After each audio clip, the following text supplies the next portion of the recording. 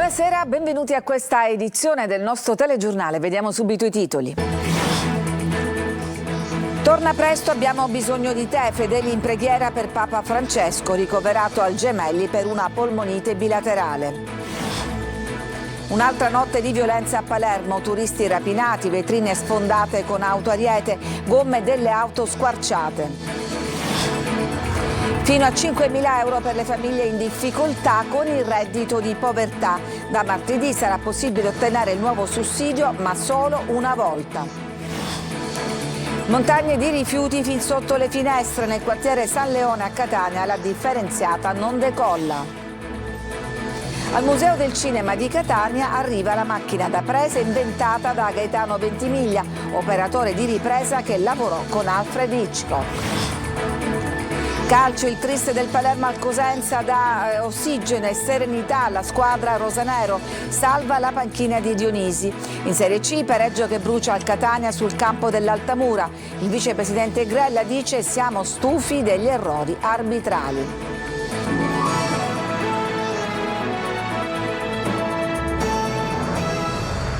E tutto il mondo è in ansia per la salute del Papa. Oggi in tutte le parrocchie si è pregato perché il pontefice si riprenda presto. Simona Mazzone. Un grande Papa e giustamente sta in un momento particolare e giustamente dobbiamo pregare per lui. Dall'Italia all'Argentina, tutto il mondo unito in preghiera per la salute di Papa Francesco, da quasi 2 settimane ricoverato al Policlinico Gemelli di Roma per una polmonite bilaterale. Le sue condizioni tra alti e bassi stanno tenendo la comunità cattolica col fiato sospeso e per questo motivo in tutte le parrocchie delle diocesi durante la Santa Messa domenicale un pensiero è stato rivolto al Santo Padre. Qui siamo in una delle parrocchie di quartiere più frequentate a Catania, la Madonna della Salute, dove i fedeli si sono stretti in preghiera affinché Bergoglio superi questa difficile prova. Siamo tutti preoccupati per il Santo Padre perché giustamente siamo tutti affezionati a questa cara figura che è stata per tante persone veramente un punto di riferimento. Preghiamo soprattutto la Santa Vergine di Guadalupe, a cui lui è particolarmente devoto. Speriamo che il Signore intervenga con la sua potenza e con la sua grazia. Noi nel nostro gruppo stiamo proprio facendo giornalmente la preghiera proprio per Papa Francesco. Intanto le condizioni del Santo Padre continuano ad essere critiche, pertanto il Papa non è fuori pericolo, recita l'ultimo bollettino medico diffuso dalla Sala Stampa Vaticana, mentre la comunità si stringe forte perché ancora non lo si vorrebbe lasciare andare. Chiediamo al Signore la guarigione, perché pensiamo appunto che il Santo Padre può ancora darci tantissimo e poi ci siamo umanamente anche affezionati, però sappiamo che la morte, cristianamente parlando, non è la fine di tutto, ma è una fase nuova che ci apre all'incontro definitivo col Signore. Speriamo che questo incontro col Signore, umanamente parlando chiaramente, possa protrarsi un po' più in là. E anche la Chiesa di Palermo si stringe in preghiera per la salute del Papa. Accompagniamo questo delicato momento della malattia del nostro amato Papa Francesco, ha detto l'arcivescovo Lorefice, e siamo lì vicino con l'affetto e la preghiera. Cambiamo argomento, turisti accerchiati e rapinati, auto usate come ariete per sfondare le vetrine, gomme delle auto squarciate, insomma un'altra notte di violenza in strada a Palermo. Maglio Viola. Ancora una notte di rapine, furti, violenza e vandalismo a Palermo e ancora una volta la violenza di strada scatta proprio in quel centro città che una volta era il salotto buono. 3 turisti tedeschi sono stati aggrediti e rapinati in piazza Vigliena, ovvero i 4 canti di città. Secondo quanto hanno raccontato sarebbero stati accerchiati da 5 persone che li hanno rapinati di cellulari, portafogli e documenti. Le vittime hanno poi denunciato tutto ai carabinieri che hanno acquisito le immagini di videosorveglianza della zona per risalire ai responsabili. In un'altra area della città invece nuova vetrina spaccata con l'automobile in un distributore di benzina EOS. È successo in via Leonardo da Vinci. 24 ore prima era stata sfondata la vetrina di un altro impianto a Capaci. I ladri hanno rovistato negli uffici ma senza portar via nulla. Indagini in corso invece su un atto vandalico in via Piersanti Mattarella dove sono state squarciate le gomme di 5 autovetture senza alcun apparente motivo. Venerdì scorso, in via Roma, poco distante dal luogo dell'aggressione ai turisti della scorsa notte, era stato fermato invece un cittadino iraniano che da 2 settimane aggrediva i passanti e li picchiava senza motivo, mentre ieri erano stati presi di mira le vetrine di un negozio di calzature sfondate con un'automobile. Nei giorni precedenti altri negozi di ogni sorta avevano subito lo stesso destino. E a Catania ancora una truffa ai danni di una persona anziana, una persona che ha 99 anni però si è accorta del raggire. Emanuela Corsi. Il metodo è sempre lo stesso. Il truffatore individua una persona anziana, la chiama al telefono, si presenta a casa spacciandosi per avvocato o carabiniere e si fa consegnare soldi o preziosi per risarcire un'ipotetica persona rimasta ferita in un incidente stradale causato dal figlio o dal nipote della vittima del raggiro. È quello che ha pianificato anche un 20enne catanese, già pregiudicato ai danni di un uomo di 99 anni. Peccato che il quasi centenario aveva partecipato ad una conferenza antitruffa organizzata dalla parrocchia e si è accorto del raggiro. All'ora di pranzo il telefono di casa dell'anziano ha iniziato a squillare. Dall'altra parte un sedicente avvocato lo informava che sua figlia aveva causato un grave incidente stradale e che per risarcire la vittima, una donna in stato di gravidanza, era necessario pagare una cauzione di 16.000 euro. L'anziano, inizialmente preso dal panico, ha risposto di avere in casa soltanto qualche centinaio di euro, ma il finto avvocato si è accontentato della cifra che dopo poco è andata a ritirare. Dopo pochi minuti però ha richiamato la vittima raccontando che la donna investita non giudicava sufficiente la somma e che voleva anche dei gioielli. A quel punto l'anziano si è ricordato di aver partecipato ad una conferenza antitruffa tenuta dai carabinieri dopo una funzione religiosa e ha capito di essere vittima di un raggiro. Ha interrotto la telefonata, ha chiamato la figlia, che naturalmente ha smentito di essere stata coinvolta in un incidente, e si è recato in caserma per sporgere denuncia. I militari dell'Arma, visionate le immagini di videosorveglianza della zona, hanno identificato il giovane catanese che era già stato arrestato per aver messo a segno un mese fa una truffa identica ad Agrigento. Da martedì sarà possibile richiedere il reddito di povertà, il nuovo sussidio voluto dalla regione siciliana. Fino a 5.000 euro per le famiglie in difficoltà, ma solo una volta. Ecco quali sono i requisiti per richiederlo. In una Sicilia che continua ad essere flagellata dalla disoccupazione e povertà, da martedì sarà possibile richiedere un nuovo sussidio. Si tratta del reddito di povertà. Questa misura potrà essere richiesta esclusivamente dai residenti nell'isola e nello specifico si tratta di un bonus erogato una tantum fino a 5.000 euro.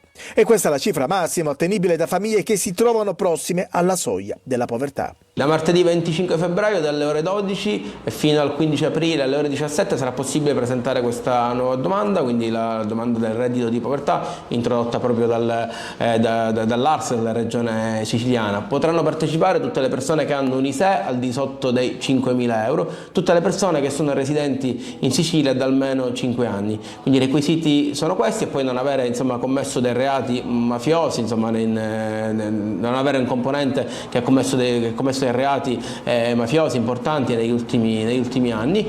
L'importo potrà variare in base all'ISEE con l'introduzione di una gradatoria che terrà conto del numero dei figli, della loro età e di altre situazioni specifiche come nuclei familiari monogenitoriali vittime di violenza. Una nuova misura per aiutare tante famiglie in difficoltà. I numeri infatti della disoccupazione in Sicilia continuano ad essere allarmanti. C'è tanta gente povera, i disoccupati sono veramente tantissimi in una città che potrebbe offrire tanto, ma in realtà quello che vediamo sono tanti disoccupati in cerca di lavoro, sono tante quindi le persone che percepiscono l'assegno di inclusione, il supporto per la formazione del lavoro e che quindi si trovano in difficoltà e devono chiedere un sostegno da parte delle istituzioni, non perché loro non vogliono lavorare, ma perché proprio manca la materia prima. Torniamo a Catania, dove si accumulano montagne di rifiuti nel rione San Leone. Mentre il comune lancia un'offensiva contro gli incivili, i residenti di via Re di Puglia protestano per le tante discariche abusive. Tonino De Mana. Montagne di spazzatura ad altezza d'uomo, sparse ovunque, su quel che resta dei marciapiedi, sventrati dai mezzi meccanici in occasione dei rari momenti di raccolta ed in prossimità delle scalette, quasi off limits ai residenti di via Re di Puglia. Entrare ed uscire dalla propria abitazione non è agevole e chi resta in casa non può neanche affacciarsi al balcone. Purtroppo ci dobbiamo convivere, non ci possiamo fare niente, un bel po', mi sembra che ha una settimana che non vengono a ritirare. Eppure lei la raccolta differenziata la fa, vedo che è tutto attrezzato. Sì, come lei ben vede, abbiamo anche i sacchi messi là, a parte che i bidoni già sono pieni. Tra il giardino di casa e le scalette ci sarebbe il marciapiede? Eccolo, somiglia ad un sentiero naturalistico. Purtroppo siamo in via di Puglia e non siamo in via Etnea. Questo signore non ha torto, in effetti via Etnea è lontana anni luce, lì è il salotto buono della città, qui sembra una succursale della discarica di Lentini. Esasperati cittadini, in via Re di Puglia c'è gente che paga la salata Tari e che differenzia in modo corretto. 292 completa. E che ora dovrebbe arrivare, speriamo che non ci siano aumenti, ma siamo regolarmente che paghiamo le bollette, io gliele posso anche far vedere. Da quando hanno tolto i cassonetti, noi facciamo la differenziata dall'altra parte, ma qua non ci sono né bidoni né niente, siamo dimenticati. Serve una repressione, solo in questo modo purtroppo si può trovare una soluzione, perché qui mi credo è invivibile. Nel muro si scorge un cartello, area sottoposta a videosorveglianza, ma è solo un deterrente e lo sanno tutti. Le telecamere non ci sono ed allora servirebbero maggiori controlli. Il comune di Catania, forte di un potenziamento dell'organico della polizia municipale, ha annunciato un giro di vite contro gli incivili, ma l'offensiva riguarderà anche via Re di Puglia? La speranza dei residenti, si sa, è l'ultima a morire. Ci fermiamo, c'è una pausa per la pubblicità, torniamo dopo con altre notizie.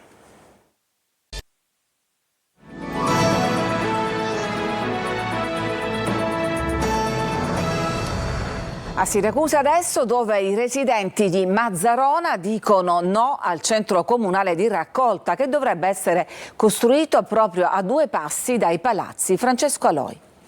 Sono aberranti, i CCR sono importanti, ma davanti le case sono aberranti. CCR fuori dal centro abitato, dai balconi alla strada, è quello che i residenti di Mazzarona, popoloso rione di Siracusa, urlano ormai da diverse settimane. In questo spazio nei prossimi mesi dovrebbe sorgere uno dei 3 nuovi centri comunali di raccolta, ma a 2 passi dai palazzi. Per questo hanno deciso di unirsi e manifestare, ribadendo il loro no. Hanno fatto un progetto e una decisione senza criterio, non solo senza contattarci, perché anche se ci avessero contattato sarebbe stata una scelta scellerata.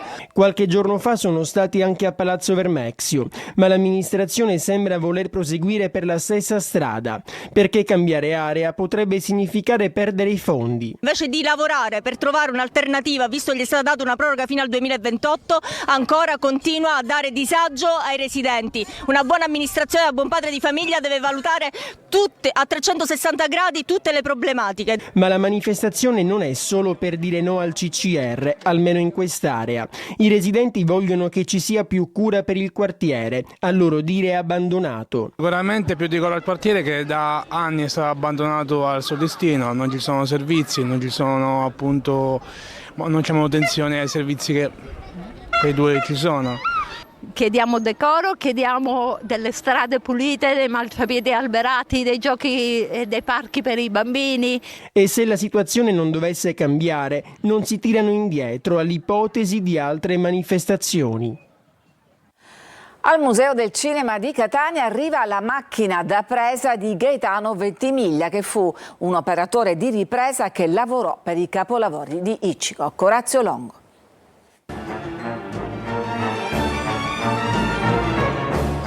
Il barone Ventimiglia, così lo chiama il grande regista Alfred Hitchcock, tanto da inserirlo nei titoli del suo primo vero film, The Lodger del 1926, come Baron Ventimiglia. Ma il barone altro non era che Gaetano Ventimiglia, operatore di ripresa, definito dalla rivista francese Ciné Mirror come asso tra gli operatori più celebri. Ventimiglia era nato a Catania per poi spostarsi in tutto il mondo fino a diventare operatore di ripresa del maestro della suspense Hitchcock nel suo periodo inglese. Sono passati 100 anni da allora e a Catania è tornato un pezzo di quella storia. La macchina da presa OG300, inventata da Ventimiglia, è ora donata dai suoi nipoti al Museo del Cinema della città, dove sarà presto esposta in modo permanente.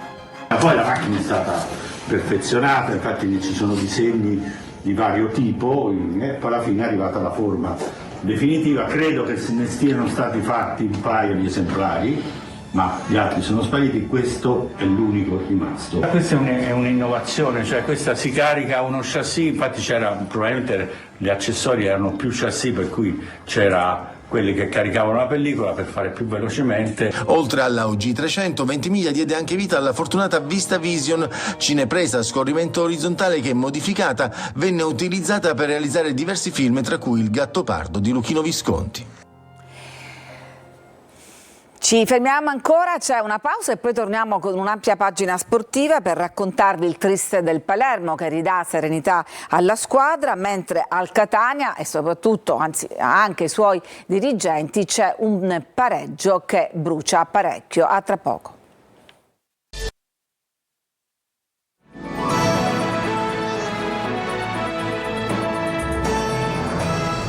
E siamo alla pagina sportiva. Il Palermo vince 3-0 sul campo dell'ultima in classifica in Serie B. Il Cosenza ritrova il successo esterno che mancava dalla fine di settembre e guadagna una settimana di serenità in vista della prossima partita contro il Brescia. Primo tempo meno semplice del previsto, la svolta al 30° con Pierozzi che porta in vantaggio gli ospiti grazie a un suggerimento di Verre. Un gol che spezza l'inerzia dell'incontro e cambia il vento. Nella ripresa infatti i rosa decollano e Capitan Brunori a siglare il 2-0. Gli uomini di Dionisi trovano anche il terzo gol con la prima rete su azione del nuovo bomber Pau Giampaolo.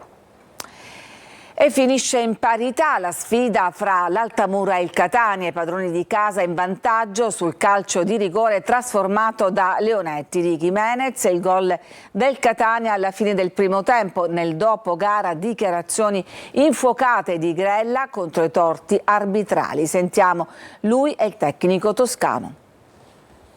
Siamo stufi, ho sentito il Presidente, non l'abbiamo mai fatto, abbiamo sempre cercato tramite i canali corretti. Si vede che questi canali corretti non portano a niente e la nostra frustrazione e delusione è al limite. Questo club investe milioni di euro e noi vogliamo essere tutelati. Io sono stufo, sono veramente stufo e arrabbiato nella presunzione e la mancanza di rispetto al nostro club. Abbiamo immagini che fanno vedere chiaramente è un rigore nettissimo, è un'espulsione che francamente mi lascia senza parole e volevo trasmettere questo messaggio perché veramente siamo stufi e non ce lo possiamo più permettere di avere questi torti che a somme di hanno fatto sì che il nostro club ha perso tantissimi punti.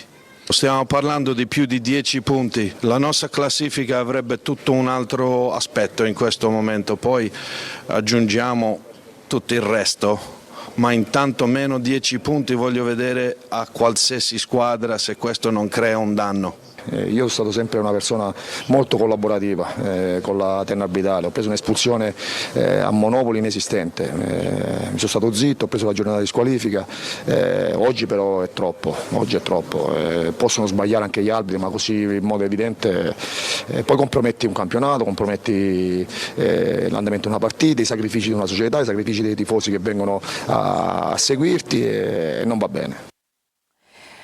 Domani sera al Franco Scoglio il derby tra Messina e Trapani, in palio punti pesanti per i rispettivi obiettivi di salvezza e dei play-off. Sergio Colosi.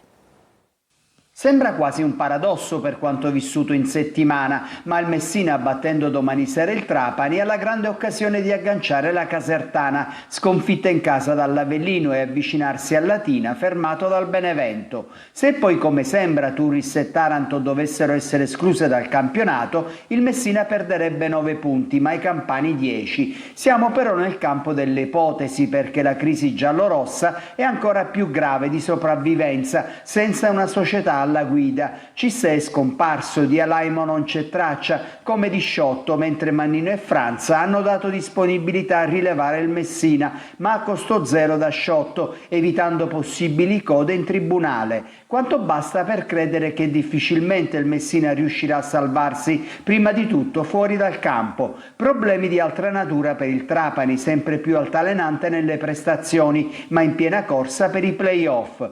Peloritani con Buchel recuperato e Costantino dall'inizio, forse in coppia con De Sena. Attacco granata con Anatriello a guidare la pattuglia degli ex di quest'anno, insieme a Pavone da una parte, Crimi e Gelli dall'altra. È tutto per questa edizione, grazie per averci seguito, vi auguro una buona serata.